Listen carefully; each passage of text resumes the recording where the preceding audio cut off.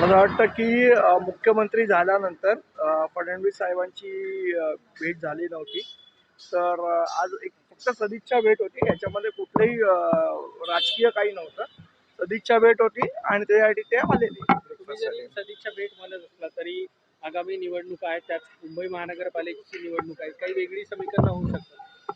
मला वाटतं आत्ता काही आज काय बोलणं झालं याची मला कल्पना नाही त्यांच्यामध्ये. पण आजची जी भेट होती ती राजकीय नव्हती, सदिच्छा भेट होती. आपल्याला माहिती आहे सन्मान्य राजसाहेबांचे आणि फडणवीस साहेबांचे खूप जुने आणि वैयक्तिक संबंध आहेत आणि त्यामुळेच ही एक सदिच्छा भेट होती. दोन नेत्यांची खाजगी चर्चा झाल्याचं कळतंय बंद दाराआड. काही वेगळे मुद्दे होते, कारण विधानसभा निवडणुकीच्या निकालाच्या अनुषंगानं राज ठाकरेंनी काही वेगळी मतं मांडलेली होती आणि ती अगदी भाजपच्या विरोधामध्ये होती.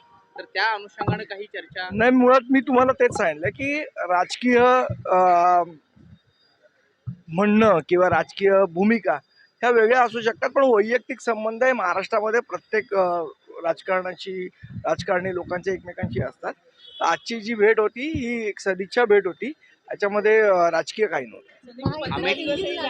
अमित ठाकरेंना त्या मेळाव्यामध्ये राज ठाकरे यांनी थेट भाजपवर टीका केलेली होती. देवेंद्र फडणवीस यांचं सुद्धा नाव टीकेदरम्यान राज ठाकरे यांनी घेतलेलं होतं. मग आज तो विषय निघाला नाही, त्या विषयावर काहीच चर्चा झाली नाही. मी मुळात सांगितलं की राजकीय भूमिका या वेगळ्या वेगळ्या असू शकतात, पण वैयक्तिक संबंध हे वेगळे असतात.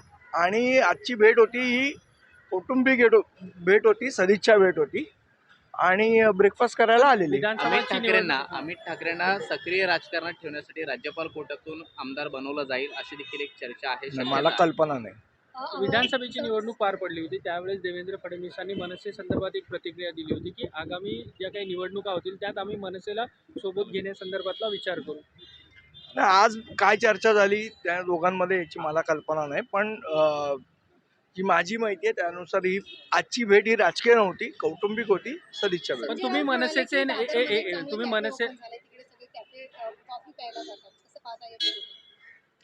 संजय राऊत दुसरीकडे कुठे जातात ते मला वाटतं पवार साहेबांच्या बंगल्याच्या बाहेर झाडू मारायला जातात का? पवार साहेबांकडे कशाला जातात, मग झाडू मारायला जातात का संजय राऊत? तुम्ही मनसेचे नेते आहात. मनसेने लोकसभा आणि विधानसभेला भाजपला पाठिंबा दिला होता.